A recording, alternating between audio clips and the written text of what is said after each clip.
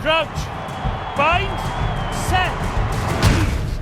Joe presents The House of Rugby, Season 3. Hello, and welcome to this week's House of Rugby. Joining me, I'm delighted to say, is somebody who has been in the newspapers all week for all the right reasons. Alex Goode, it seems like the UK is delighted to have you back. Are you feeling the love? Well, it's been very nice, unusual. But yeah, I thought it was just Saracens fans who were pretty happy to see me. But no, it's been great to be back in the UK, I must say. It's been great. Let me explain why this is, because I was sitting at home relaxing Saturday morning, an unusual weekend off for me. I opened the Times, and in the Times sports quiz, there is a big picture of Alex Goode, and he is question number 4, which is which team had you been on loan to before your return to Saracens for this week? So you are, you're making Japanese rugby famous. Well, just got to promote the Green Rockets. But it's if you haven't seen the emblem or badge, make sure you check it out. It's one of a kind. It comes from the Mario brothers kind of, I guess, pictures, but it's great team. But yeah, a bit of a shock when I got that from you. I was trying to go a bit more under the radar, just come back and play at Sarries, get a little bit of time off the bench against Amptill, and there we are. Quiz questions. You're so humble. Times. I don't believe it, but you're so humble. And then last night, after your match, I came across this little excerpt from a piece. Sarries saved their best try until the closing stages, with Crossdale's second a real beauty to savour for those in attendance.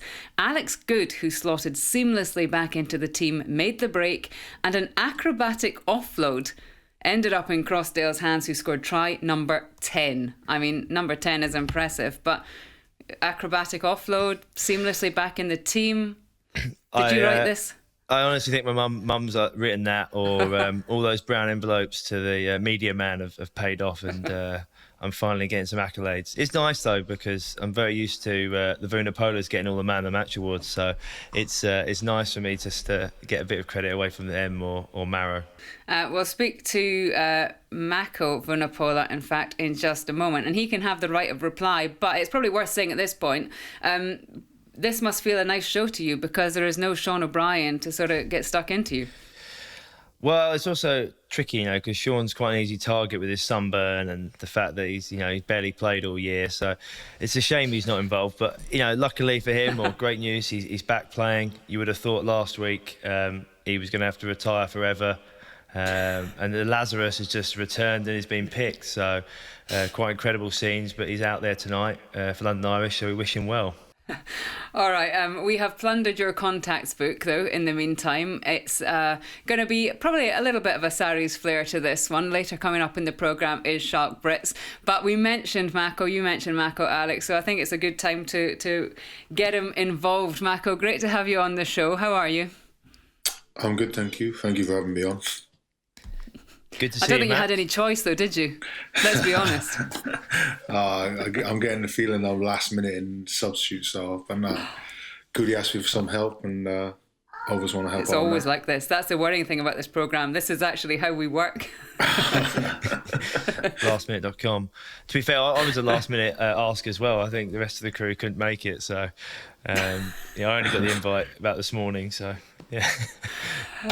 Mako, you were playing in Alex's big triumphant return to the Sarries team last night. Easy. But I was going to say it was also a great return for fans. How special was that to actually have fans back there watching what you do? Yeah, it was nice. I think for playing without crowds for so long now, you get used to it a little bit. But when we ran out yesterday, it was awesome just telling them there. It actually felt like there was more than 2,000 there. And hopefully they went home pleased with the performance, and obviously to have Goody back, as they said, slotting seamlessly. I think on that though, it was, as players, you kind of get used to sometimes playing without crowds, and it was so nice to have the crowds back. But I think everyone I spoke to briefly afterwards, or the messages, the fans were just so happy to be back at live rugby, to be back at our stadium was amazing, and they were just over the moon about it. And because of that, it did feel like there were 10,000 people there. It was so loud, they just didn't stop shouting, and even getting behind the malls, screaming them on. So, it must have been a big day for them. But no, it was just great to have so many people back at the game, and great to be part of it. It's amazing how quickly you get used to things, like even from me presenting at rugby grounds or sports events, because we've become so accustomed, even if you're watching on TV, like to hear what you guys are saying to the ref and how the ref speaks to you all back and things, and it's just been quite interesting over the 12 months. But there is no substitute for fans being there, and as like even watching on TV last night, Bristol, it sounded like it was like a packed out Ashton Gate, not just a handful of people, and that must be special, Mako, like when the sort of after a tough time for Saracens that everybody knows about, but the fact that there's just this core fan base that everyone wants to be there and still support. Yeah, definitely. As you mentioned, it's not just a pandemic, but before that, obviously there's been some stuff going on in the club. But to still have the backing of the fans and to have them come out there and still support us, wind or rain, it's amazing as players to have that belief and faith from the fans is amazing for us and makes it all worth it. I think we're all just very grateful to have the opportunity to go out there and hopefully make them put a smile on their face. Yeah, you must have felt it a bit for Six Nations, for example. You know what it's like when you're at a huge stadium like a Twickenham or something. It's those matches were quite odd, especially now when you think back to it. Yeah, definitely. I think when you play in the bigger stadiums, as you've mentioned, Twickenham, even when we went to Rome last autumn, it was a bit eerie, just walking out a bit quiet, and it felt strange. And as I said, like as players, it's hard at first, but you get used to it a little bit. So even last night, just playing back at StoneX with the fans there, it was amazing. And playing Ampthill, obviously someone you know well on their side, it's coming, mate. The 42-year-old, the Tui playing for them, and you still manage to look older than him, mate. How does that work? That's respect, I mean. No, as Tongan, you age well, so I'm hoping I look the same when I'm 42, but it doesn't look promising. You reckon you can keep playing till you're 42? No way. There's no way I can play till I'm 42, which is why I was talking to him after the game, asking him what he's doing, but I think he's just happy to be out there running around. Fair play to him. Anyone playing rugby at that age is going well, and he still loves the contact, that's for sure. Mako, what's it like having Alex back? Is he a sort of Japanese 2.0 version, or is it just exactly the same? He actually has come back and he hasn't stopped going on about Japan this, Japan that. So, no, I was just saying before, and he's come back and he's a little bit quieter than usual, which is unexpected. But I think, as you mentioned, he's probably just coming in, trying to feel his way back in.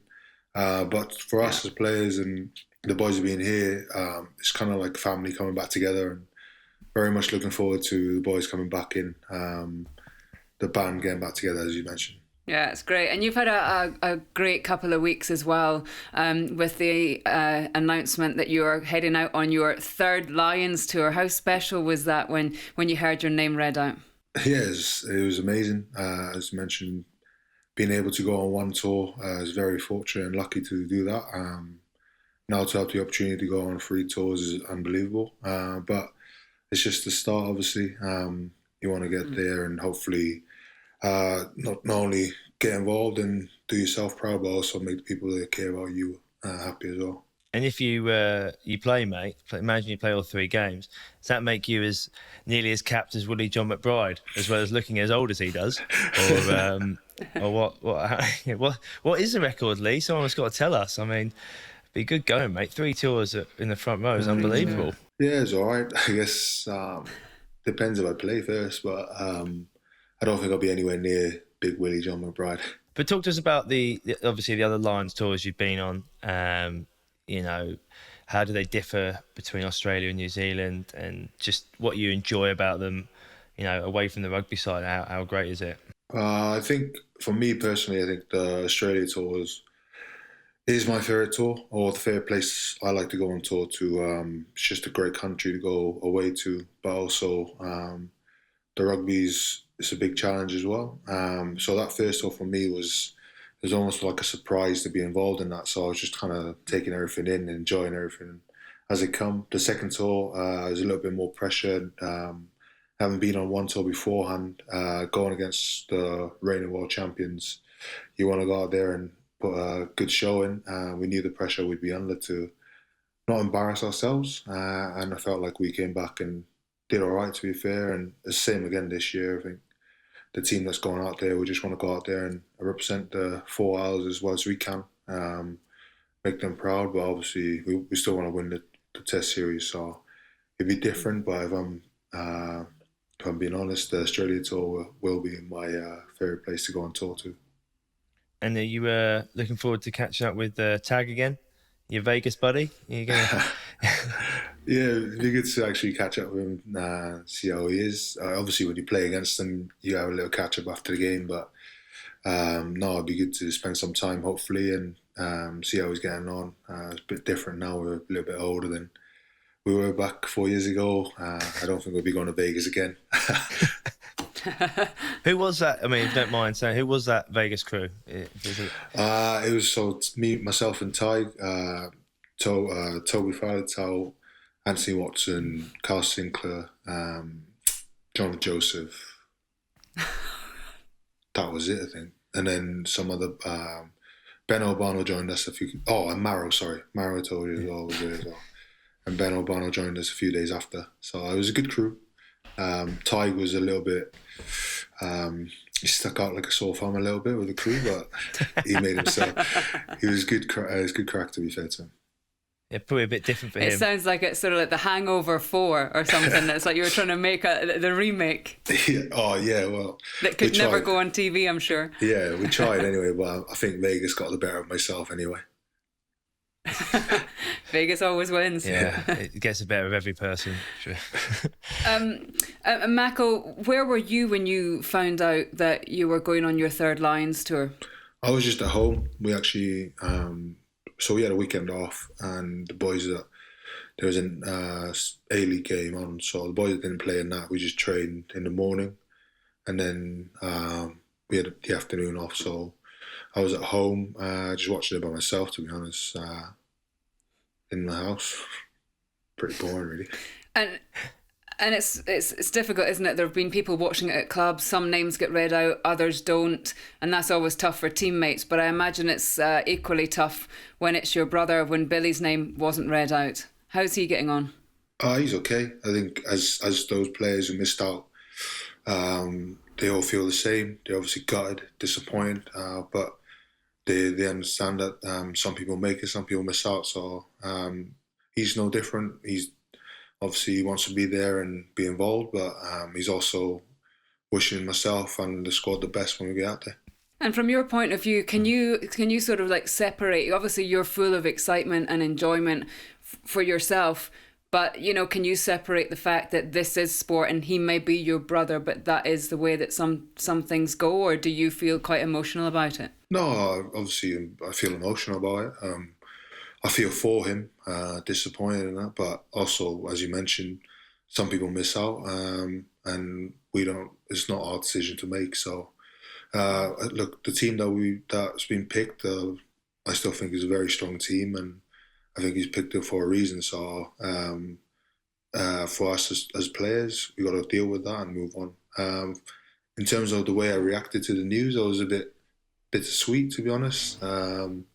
Hearing my name and then not to hear his name, so it was a bit, as I said, bittersweet. But he was the first person to say congratulations to me, and I was the first person to say to him, "Oh, unlucky you missed out." So that's how it goes.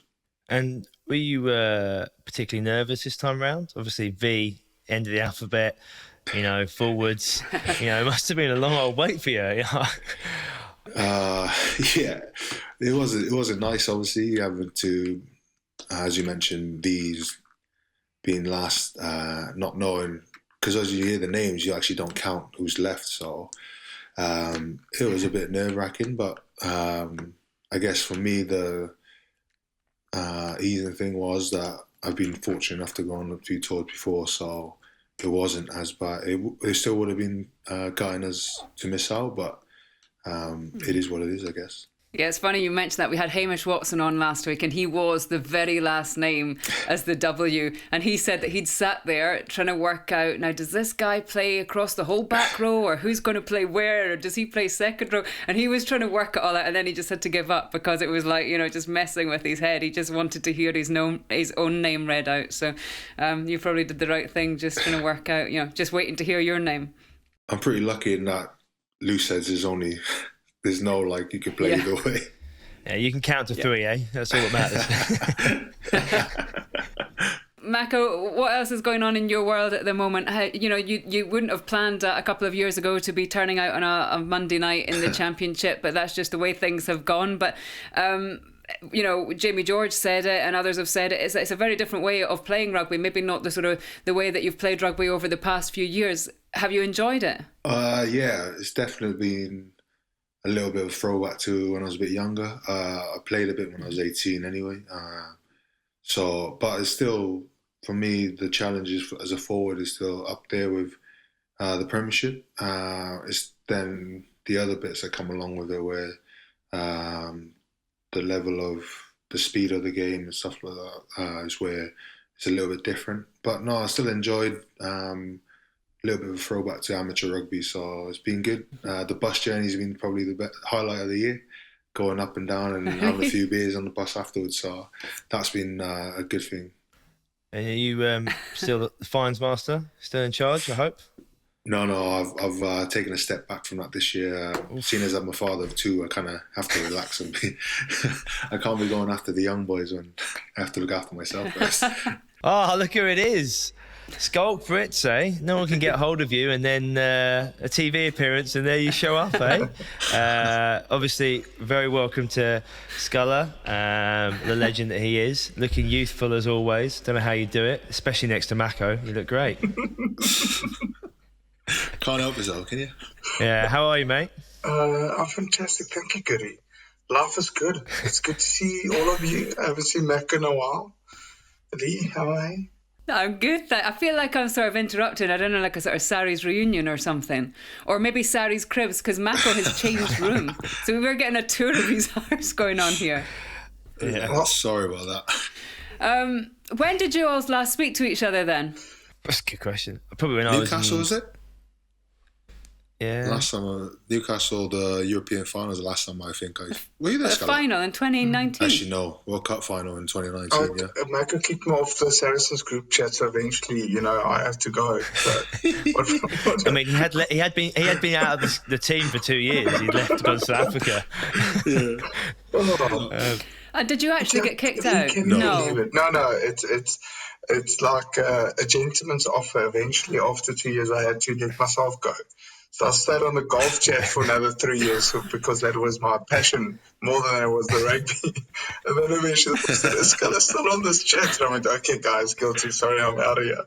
And then I saw you in 2020. I think I went to South Africa and saw you over there, which was great, and the family. And saw you in working life. How is working life, Sculler? I'm now with corporate finance. Goody, and it's quite a bit different lifestyle to being a rugby player. I mean, I was a hard-working rugby player, but this... you took the piss out of training, mate, honestly. Yeah. You didn't do any weights. You turned up at meetings when you felt like. You didn't turn up at training if you didn't want to, if it was raining. So, I mean, but still produced at the weekend, unbelievably. Yeah, it's a bit different. I think Mako's taken that role over now. No way. They tried though, because I'm always last up the training field. Yeah. But that's because I have to warm up. It's not like for you, you're just on the bed watching some YouTube golf videos. So yeah, nothing like that. Or he was down the golf range actually hitting shots. So I went to Sari's last year and I was presenting from there, but you guys were all playing Racing. And one thing that stood out in the room that I was filming in was just the pictures all around the walls of the insane trips that Saracens go on. Like, what is it with these trips? I couldn't believe it. They don't happen anymore, to be honest. Who's owning up to this? Yeah. I mean, they're all gone. Now Sculler's gone, they don't do it anymore. I must say that... You're the social secretary. Time we arrived there, they said it's not about winning, it's all about making memories. And honestly, in the 10 years or almost 10 years that I was there, it was, and still the best memories I've ever made from a rugby perspective. The trips to Verbier, to Miami, to name it. I mean, I traveled so much in my time while living in the UK. It was phenomenal. And now looking back at my rugby career, you don't remember the rugby games. You remember the people and you remember the times you spent with them. And funny enough, this week I was with John Smith and Schalk Brits on a bike doing a charity ride, starting to see that we had to be on the bike for about 7 hours a day. And we not once spoke about any kind of game, but we spoke about some very interesting trips and experiences we had with our teammates. No, those trips, they're just unbelievable, to be honest. And I think we get asked a lot, what was your favourite trip? And it's very hard to decide which, because every single one you have just incredible memories. And it might be each trip you always spend time with the guys you're closest to, but you might get to know someone else a bit more, one of the new guys or a young guy, and you realise that everyone's as mad as each other in rugby, and over a few drinks you find that out pretty quick. Mako, do you have a favourite trip? There's been quite a few, to be honest, but I think, like Sculler said, Verbier, when we went skiing first time, was one of the better ones. And then we went to Chicago for, it was like a music festival. Lollapalooza music festival. Yeah. I think that's my favourite, especially Mako's outfit on the first day. Oh my goodness! Mate, it wasn't just me. There was a few of us. But what were you dressed as Mako again? In a red dress, or not just Mako, a couple of them. Juan Figueroa. It was just phenomenal. It was class because we all turned up in a massive group. And obviously had a few drinks. Some of the Americans just thought we were on different gear out there. Kept asking like, "Oh, what are you guys on?" We're like, "Nah, this is just us." No, I mean, it was amazing though. Yeah. Can I just say that presumably Alex Sanderson went on some of these trips, and looking at social media today, he has taken the Sale Sharks to North Wales on what looks like a hostage situation. I don't think that would go down as any of the great trips. I understand there's a pandemic and travel is limited, but my goodness, if he's been going to Miami and Verbier and has taken Sale to North Wales on a sort of glorified camping trip, then people are going to be mad. Yeah, I don't think Sculler would go. You'd get a taxi back home, wouldn't you? I would definitely not go to North Wales. Look, Alex is fantastic, unbelievable guy. But going to North Wales does not sound the same to it as Miami, Chicago, or any kind of those kind of trips. It's just totally different. To be fair to Al Sanders, he's probably a bit afraid of going to a ski resort. Last time we went to St Anton, he after a few drinks trying to get down the mountain, he ripped his hamstring off the bone, I think it was. Because we had no injuries in the players, but he injured himself running down the mountain. So he's probably a bit sceptical. Oh my goodness. Well, it sounds like it's a hard life you've all had. But Scott, thanks so much for coming on. Mako, you can stay. You can go. It's completely up to you. If you get bored, you can just hang up in the call, but we'd love it if you'd stay as well. So it's completely up to you. Oh, I'm getting the evil. I won't take offence. The other two will definitely take offence. From putting the kids down. So.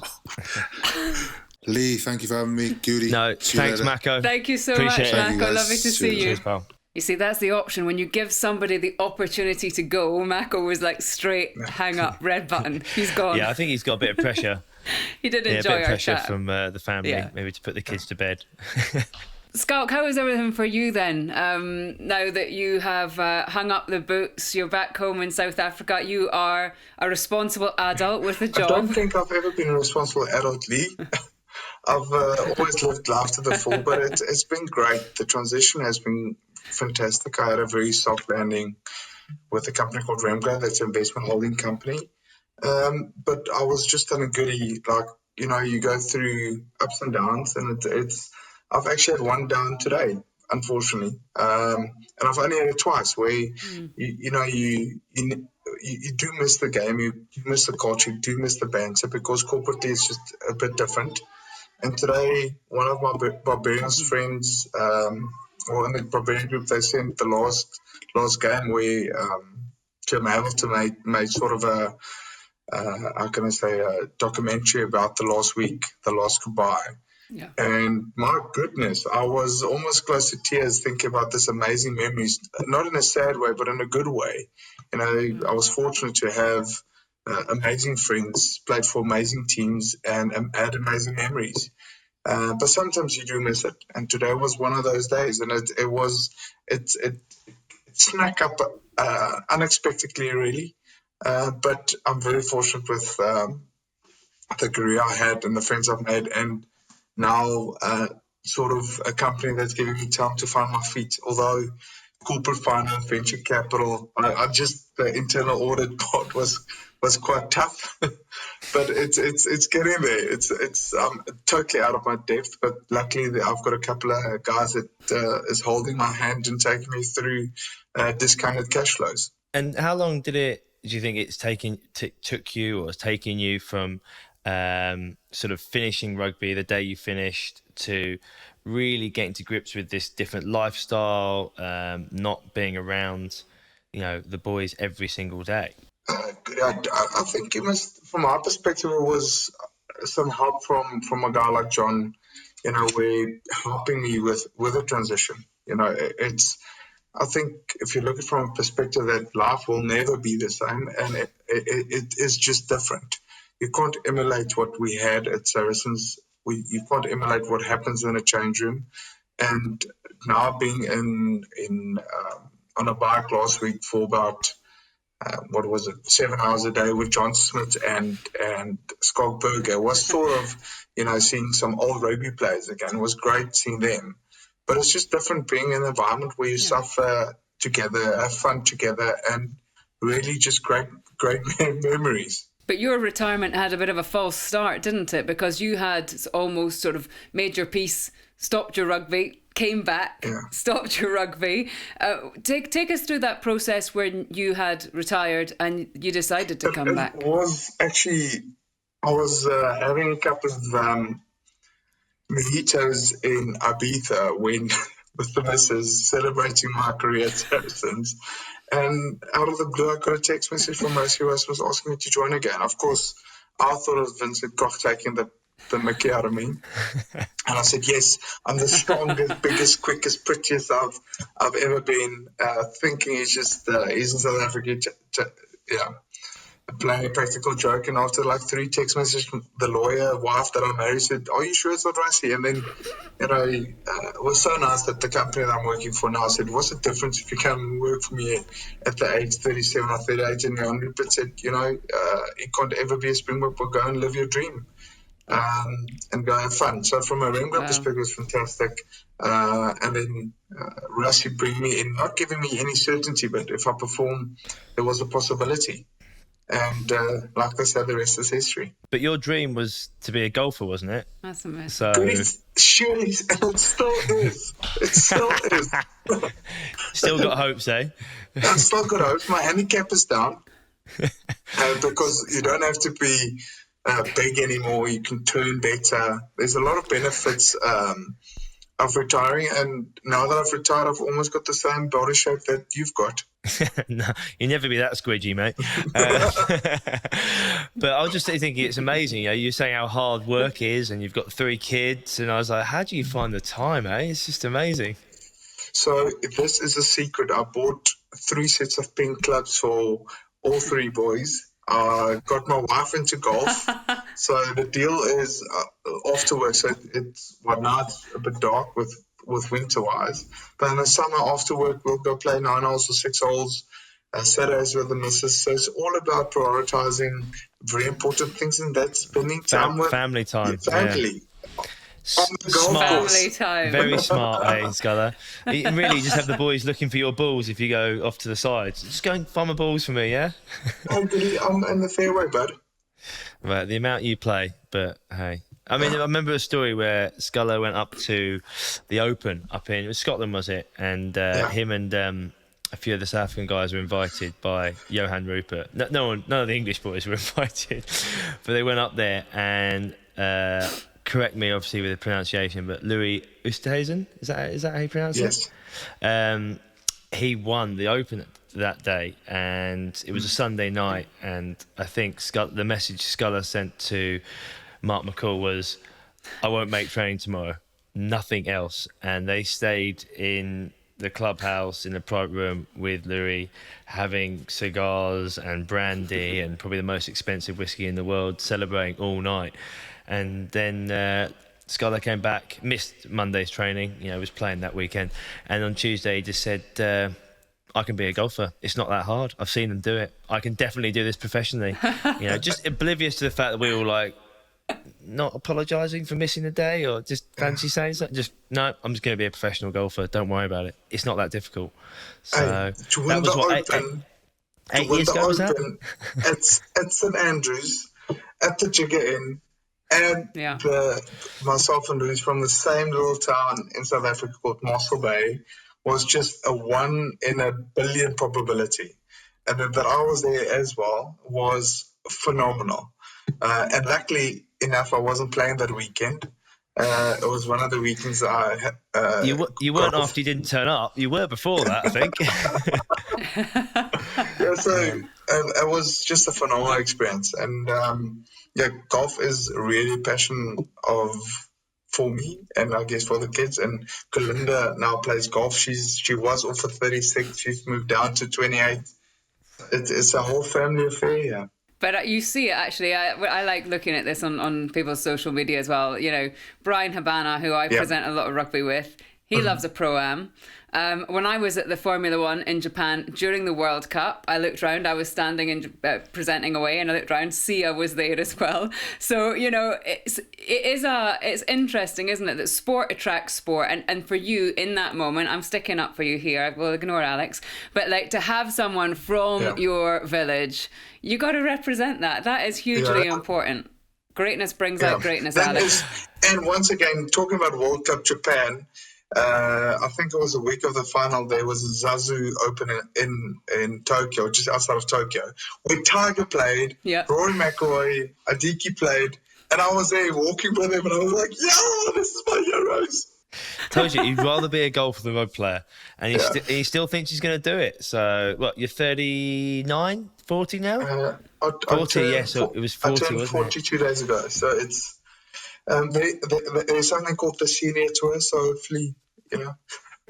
No, I'm just joking. Yeah. There's no chance. I like the game. Hopefully my kids will crack on and I'll just enjoy and support and have a beer and watch them play. And me and Lee are just jealous that you got to hang out with Louis with the trophy and everything. I'm actually sitting in Scotland now between Troon and Turnberry, Schalk, and it is a beautiful sunny night. Perfect golfing evening. I was actually walking on the golf courses this morning, just round the side, because otherwise, obviously, golfers probably like you would shout at me for walking on a golf course. But I can go from where I live for about 40 miles just walking on the links courses. No. This is the most exciting and best anyone has ever reacted to anything I've said on this program. Lee, that is like my passion. I mean, there is the links courses that is in the UK is just... I mean, it is phenomenal. There's no better word than that. It is just phenomenal. Playing those courses, you get a lot of man-made links golf courses. That is the elements. I mean, I played one of my best rounds and highest rounds at St Andrews. The one day, beautiful weather. The next day, the wind's blowing. It's windy. It's cold. It's just the elements is so beautiful. There you go. Wow. There, that's a nice way to sort of end our golfing segment that we've had on House of Golf. I might just ring up Jesse Kriel now and get him on, because we had Jesse on a few weeks ago, and Lee became very partial to Jesse not because of his rippling abs and physique and beauty, because he was such a nice man. So I think now maybe next week we'll just have Sculler and Jesse, and that'll be perfect, right, Lee? What? Yes. And can I actually say, this is a true story. So this afternoon I WhatsApped Brian Habana and said, Brian, after I interviewed Jesse Kriel, you were demoted to my second favourite South African. I said, there is a chance that you're going down another place today. And he was like, well, hold on a second. This is outrageous. You can't just message someone and say this. And I said, well, okay, I'll keep you in pole position for the moment. I said, but I actually said to him this afternoon, you can expect a message tomorrow morning after I've done this programme with Schalk, and you're probably going down a place. Well, Jesse's now... So, I think it's better to be honest. I totally agree. And most of my Scottish friends that I've got is brutally honest. But Jesse... or drunk, one of the two. Well, Jesse's in the Maldives at the moment. Yeah. With the missus.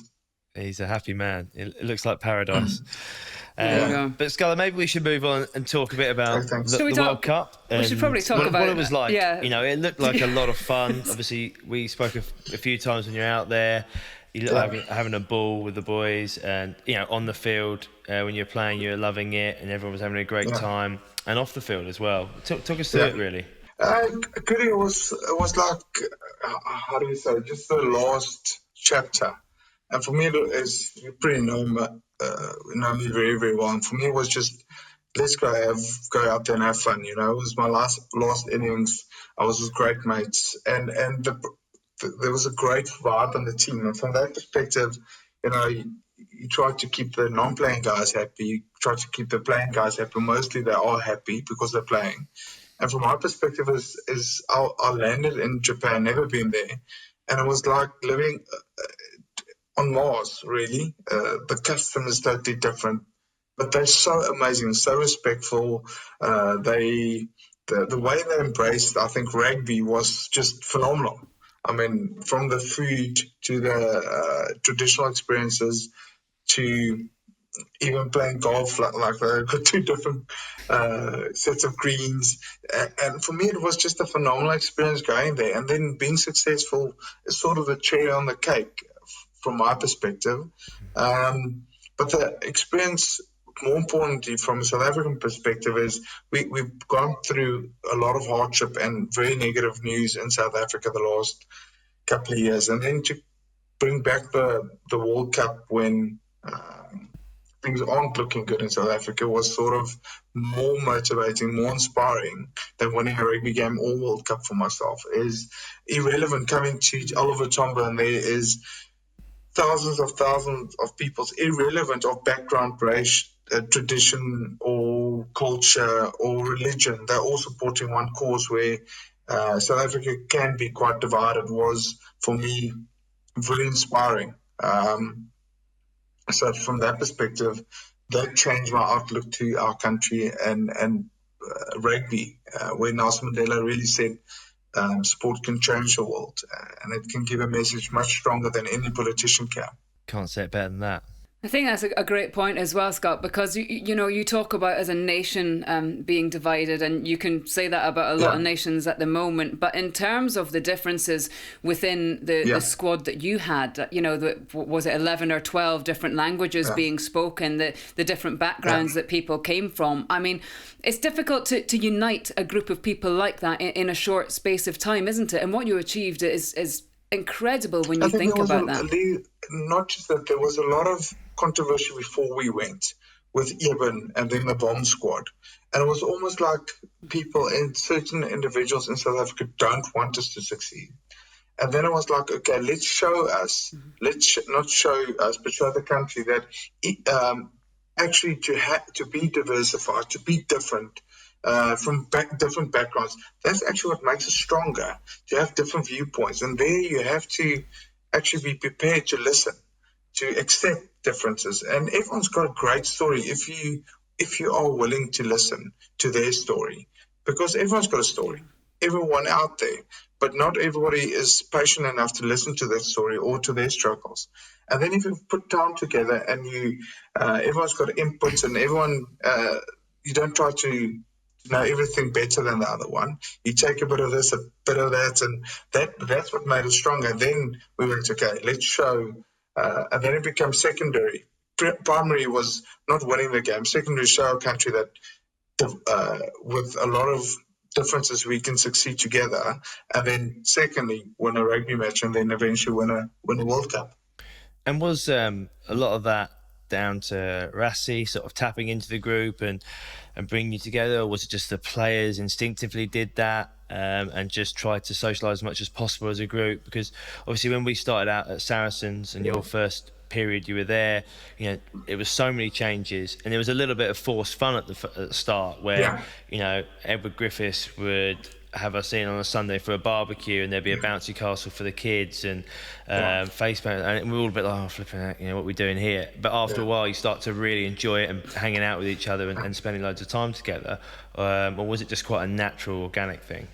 It was, I think, through a lot of time spending together. For myself, I only slept, 15 days and 8 months at home. So there was a lot of sacrifice, and we knew what the sacrifice would be, especially from a player's perspective. And then, a lot of us had better offs, and they take the big sacrifice. It's great for me. I'm going to Japan and on a worldwide cruise and playing rugby, something that I love. But there's 3 boys at home with my wife, and she's making a massive sacrifice. So first, before the World Cup and before we went on this journey, is actually making sure that our loved ones and families are prepared to make that sacrifice. When that is out of the way, then we worked on entitlement, because as rugby players, you can, or as people, you feel the world sometimes owe you something, but it doesn't.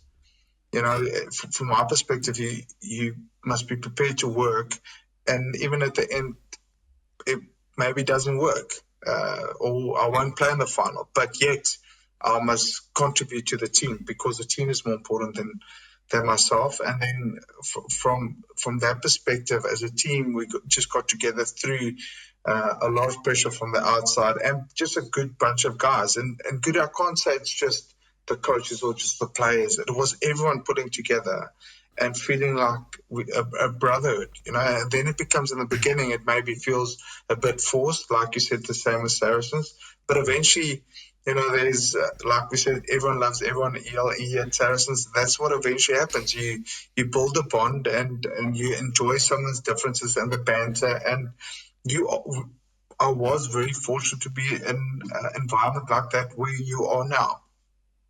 And that's going to be crucial going forward, isn't it? Because it's a well-known fact that the last Test match that South Africa played was that final. There is the small matter of a British and Irish Lions tour coming up as well. So the fact that those bonds have been created in the way and the manner that they have been, do you think that people are saying, how is that going to impact them? South Africa won't be able to get things ready in time in terms of a collective on the field. Do you think actually that's all just nonsense? Lee, I will look at its character more. It's what is hard is, if you think when they play the Lions, it's going to be almost 2 years since they've played a proper game together. And unfortunately, yes, you can have a lot of structures in place. You can have a lot of training sessions, but you want to be in the oven. You want to play as a team together. Yes, some can be in England and France and all over the world, but as a team, you need time to gel. And that's what we had. We had a lot of prep before the World Cup. We had a lot of games going into the World Cup. We were first in Japan. Now, the most important thing, like anyone will tell you, is prep is crucial to success. And even though you want to say, yes, the last game we played is almost a World Cup final, things do change. Players get injured. You need depth against the Lions. And the Lions are a great outfit. They are phenomenal. There isn't a lot of weaknesses in that whole team. And they'll be hungry. And from our perspective, the one sad thing, what I predict is there won't be any supporters in the stand. So it's going to be just weird. It's weird watching teams, for me, play without supporters, without fans. And that's the beauty about the Lions. Is in 2009, when I was here, before I went to Saracens, just the vibe of red, sea of red of supporters coming over was phenomenal. Mm-hmm. And then for us to show across a very beautiful country to everyone from the north. But yes, Lee, coming back to rugby, it is Jackie and Rassie will have their structure in place. Hopefully, we won't have too many injuries, but I am a bit scared for the lack of game time as a team together. But hopefully, sometimes, the fighting spirit of the Springbok will come through. They will definitely not give up easily, and they will fight as hard, especially on home ground. And just talk to us about the atmosphere in South Africa around the Lions. Like, how excited are the public about it? You talked about 2009. What an amazing series that was. I remember watching it from a distance, and it seemed as if the Lions fans came in their ways, but the South Africans were so welcoming and obviously so passionate about the rugby. And what does it mean for the country? No, it's everything, Goody. I mean, rugby is a religion in our country, and the last time they've tasted any kind of a rugby success from a national perspective or defeat was a World Cup final. So we want not just the Lions team here, we want the supporters here. We embrace rugby. It's a religion. And we want the Lions to come and enjoy it here from that perspective. So rugby-wise, it's massively important to us. It's massively important for us to play well, play in a way that you can earn respect from the public and give hope from a rugby perspective and from a life perspective. A lot of, on a totally different note, a lot of my friends say, there's some rumours that you're going to, only half of the supporters can watch a game. And I think there's going to be a lot of fighting. Who's going to go and watch that game if you can only get half of the supporters in the stadiums? I think that's going to be absolutely crazy. Yeah, I have no doubt you'd find a way to get a ticket, my friend. I lost out on the ballots. I tried to get a couple of tickets through the traditional way, and I got battered. No tickets for me. So now it's through the phone book. Classic. I'll probably phone you, Goody. I'm not sure I'll be much help over there, but as an ex-player, play for your country, I'm sure there'll be a way to get you a ticket. Yeah, I'll give a couple of people a couple of hugs, and hopefully I'll get a ticket here or there. And something I'm sure you, I always say that you've got some of the best footwork as a player, some of the best footwork I've ever seen, let alone, I think it does you a disservice to say for a hooker, just out of anyone I've played with or seen. Your footwork's amazing. But I did hear a rumour that from a few of the South African boys that you were going around during the World Cup telling everyone that Cheslin Kolby learnt his footwork from you and that you were his teacher of footwork. So I just want to just clarify this, if this is true or not, Yoda? Yoda. No, I mean it's Goody. You get a lot of special guys with special feet, and he's one of them. I mean, he can literally beat me in a 1 meter space. That guy is. People do not understand how that kid moves. It's just phenomenal. It's and you'll see a lot of YouTube clips of beating thousands of guys. And the problem is, you try to smash him, you just can't put a finger on him. Yeah, even in that semi-final that against Bordeaux, he was on the ground, on his feet. He was absolutely exceptional. I can't wait. I'm at Twickenham at the weekend, actually. It'll be I might not say to him if he wins in an interview afterwards, I hear you learn everything you know. I might just go down the safe route. But it's gonna be great to have that final over at Twickenham this weekend. Before we let you go, sorry, go on. That is the beauty of our game, is you can have guys that's the size of Will Skelton, and then you can have guys the size of Cheslin Kolby, and each of them can play a totally different game, but can be so key to the success of any team. And that's the beauty, from the big guys to the small guys to the quick ones to the slow ones. And that is why I love rugby. The same with personalities. You can have the very serious guy like Steve Borthwick to the joker like myself, So for me, it's that's what I miss, the diversity in size and body shape and personality, and everyone fits into rugby. Everyone. So the hooker who's in the backfield, doing chip and chases, running the ball back, throwing offloads around the corner like Sonny Bill, and then hitting people as well in the tight spaces. So there's a place for everyone. Doing it with a smile on his face. No, you haven't seen many like that, I tell you. And that's a very good point, because I was just about to say goodbye to wrap up the programme, but Schalk, stay with us just for an extra minute, because I just wanted to mark somebody like Kieran Read, who's announced his retirement. And, there's like a bit like yourself, players with such a legacy in the sport.